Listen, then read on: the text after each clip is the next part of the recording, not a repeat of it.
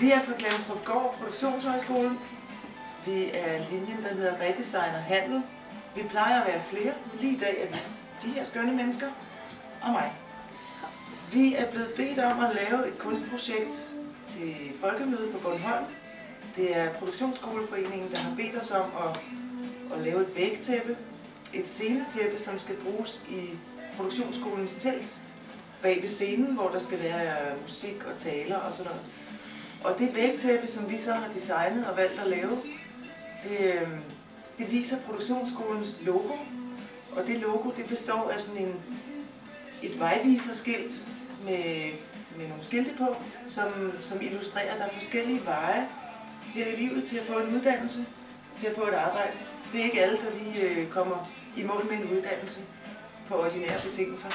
Så det symboliserer det her logo, og derfor har vi valgt at putte det og lade det indgå i dekorationen af det her vægtæppe, scenetæppet. Om lidt så kan I se en video af, hvordan vi har arbejdet med det, hvad det er for nogle processer, alle de her skønne elever har været igennem. Noget har været sjovt, noget har været mindre sjovt, men i hvert fald er vi ved at have lavet det færdigt og nå i mål med det.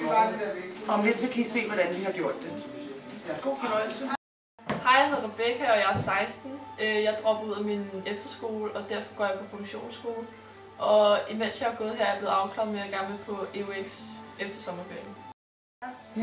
Hej, jeg hedder Anna. Jeg er 21 år. Jeg har før haft en elevplads, men så blev det svært fyret. Nu går jeg her på produktionsskolen med talent og svar på SOSU for at komme videre på PAU, som er pædagogisk assistentuddannelse.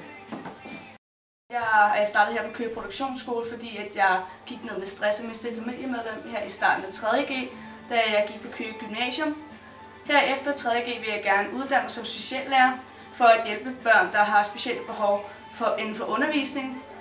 Og derfor tager jeg så tilbage til gymnasiet og færdiggør mit sidste år, så jeg kan komme videre.